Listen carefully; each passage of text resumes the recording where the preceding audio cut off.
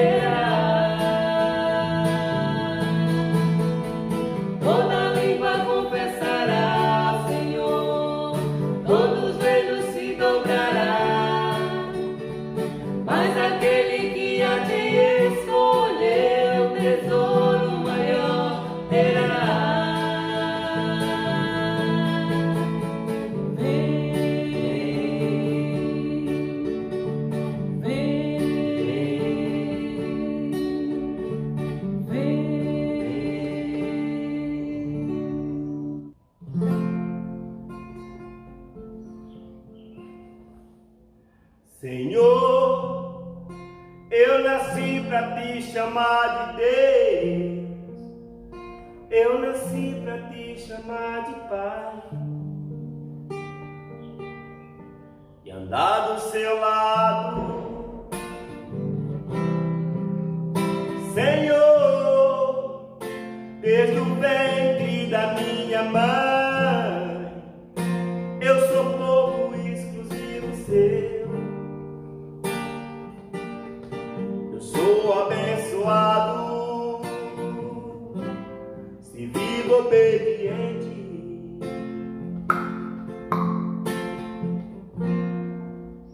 Todo dia o pecado vem, me chama. todo dia as propostas vêm.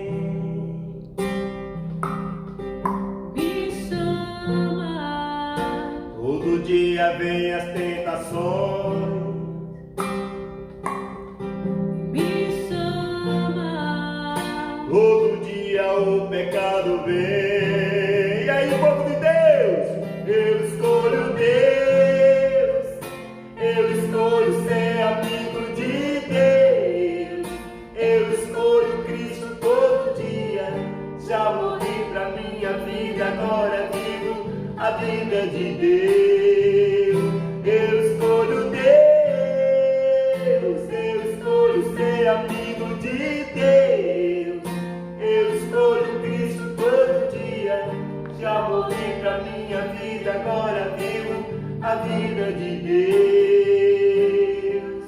Senhor, eu nasci pra te chamar de amor, eu nasci pra te chamar de Pai, de andar do seu lado. Senhor, desde o ventre da minha mãe, eu sou povo exclusivo seu. Eu sou abençoado, se vivo obediente.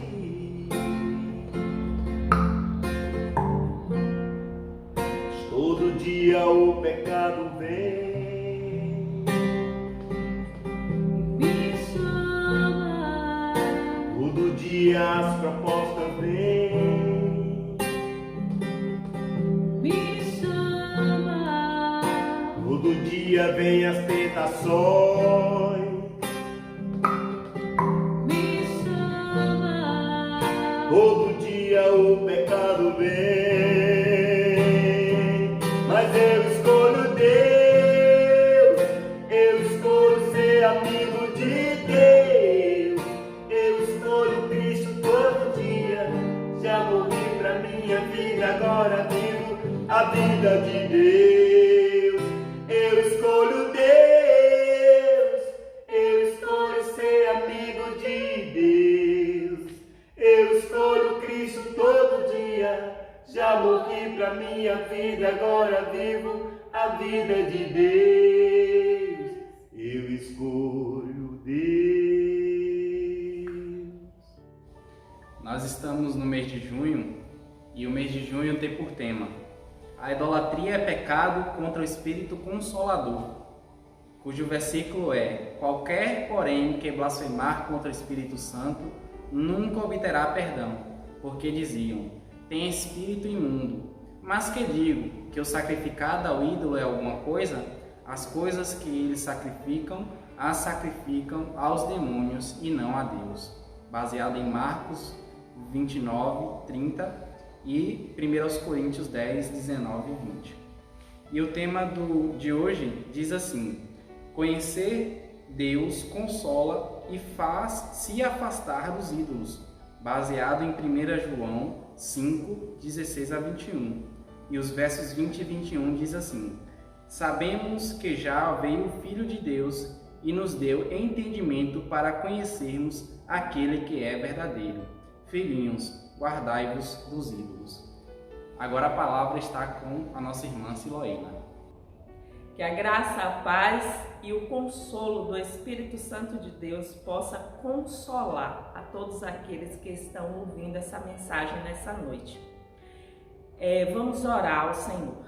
Altíssimo e soberano Deus, Paizinho querido, diante do Senhor, neste momento, queremos te pedir a tua direção nessa mensagem, que possa chegar ao coração daqueles que precisam, possa consolar e possa trazer paz e edificação ao teu povo e à tua igreja. Que o Senhor me use como vaso, como instrumento em tuas mãos para falar aquilo que o Senhor, que a igreja precisa ouvir, aquilo que todos aqueles que estão ouvindo possam sentir a tua presença, possam sentir, ó Pai, o teu consolo e a tua paz. É em nome de Jesus que eu oro e agradeço. 2021, ano da consolação, e a mesma consolação recebida deve ser oferecida. Devemos observar, irmãos, porque todos aqueles que estão ao nosso redor, sempre tem alguém que precisa do consolo e da paz do Senhor Jesus. E se nós temos já esse consolo, se nós já temos essa paz, devemos oferecer àquele que precisa, àquele que necessita. E nesse ano de 2021, nesse mês de junho, estamos trabalhando com o tema: a idolatria é pecado contra o Espírito Santo Consolador. Qualquer, porém, que blasfemar contra o Espírito Santo nunca obterá perdão. E é bom lembrar e frisar, porque idolatria, quando vem à nossa mente, nos vem logo a nos prostrar diante de imagens e adorar a imagens.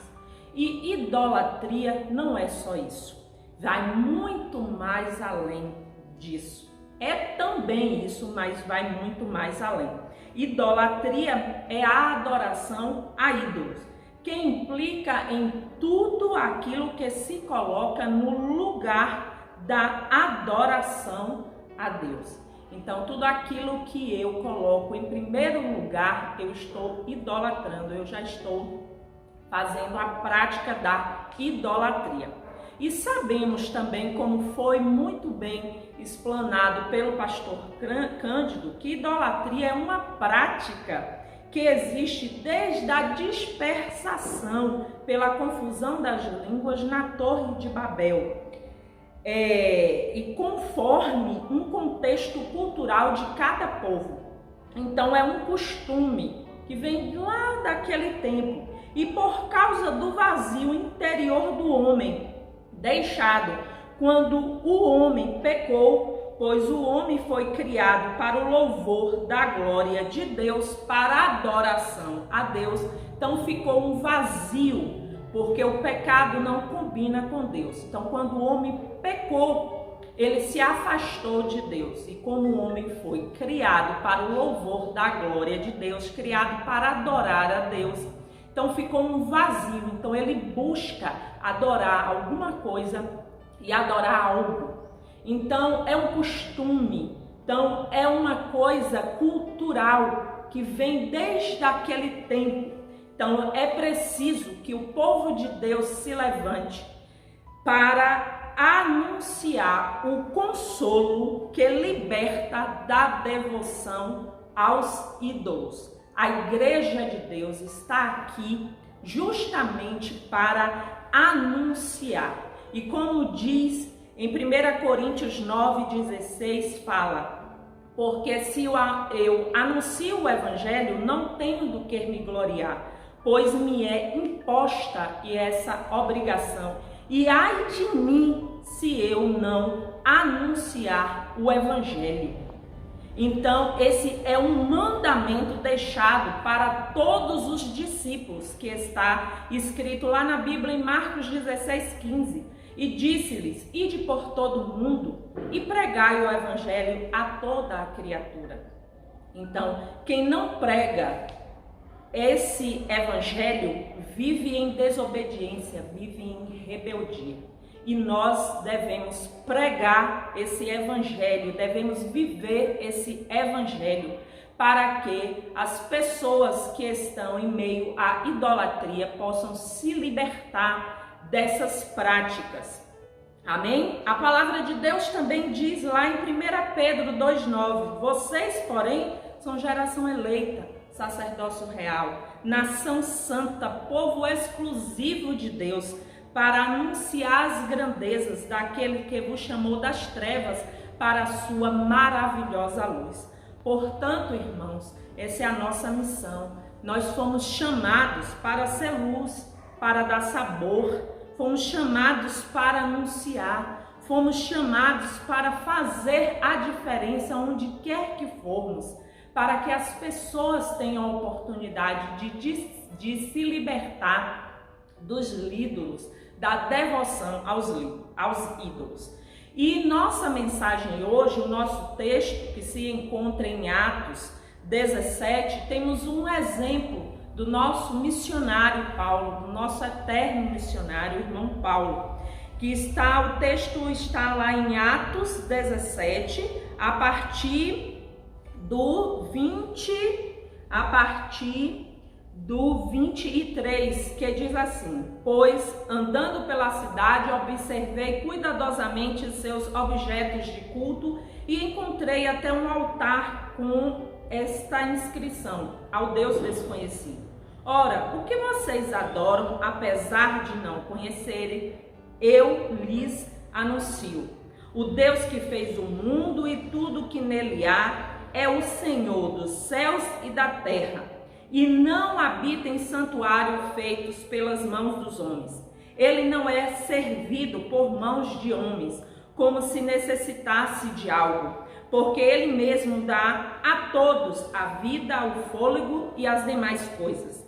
De um só fez ele todos os povos, para que povoassem toda a terra. tendo determinado os tempos anteriormente estabelecidos e os lugares exatos em que deveriam habitar. Deus fez isso para que os homens o buscassem e talvez tateando pudessem encontrá-lo, embora não esteja longe de cada um de nós, pois nele vivemos, nos movemos e existimos. Como disseram alguns dos poetas de vocês, também somos descendência dele. Assim, visto que somos descendência de Deus, não devemos pensar que a divindade é semelhante à escultura de ouro, prata ou pedra feita pela arte e imaginação do homem. No passado, Deus não levou em conta essa ignorância, mas agora ordena que todos, em todo lugar, se arrependam, pois estabeleceu um dia em que há de julgar o mundo com justiça por meio de homem que designou, e deu provas disso a todos, ressuscitando dentre os mortos. Essa foi uma pregação de Paulo lá em Atenas, na capital da Grécia, a capital intelectual do mundo. A cidade ornadas por palácios, por templos religiosos, a cidade que respirava cultura e filosofia, a terra dos grandes filósofos, Péricles, Aristóteles, Platão, Sócrates, um povo ateu, panteísta, que acredita em que tudo que vê Deus, politeísta, onde crê que tem vários deuses, e um povo materialista, crê no aqui, no agora, vive o presente e não cria em vida após a morte. Eram donos do saber, totalmente idólatras. E Paulo, todos os dias, enquanto estava em Atenas, ia nas sinagogas pregar esse Deus vivo, esse evangelho do Deus vivo, pregava a salvação e a ressurreição de Cristo para todos aqueles que estavam nas sinagogas, e também saíam nas praças para pregar, e chamou a atenção. A pregação de Paulo chamou a atenção dos atenienses, e por isso eles pegaram Paulo e levaram a um lugar chamado Areópago. Era tipo um tribunal de justiça naquele tempo lá em Atenas, e começou a interrogar sobre esse novo ensino em que ele estava anunciando.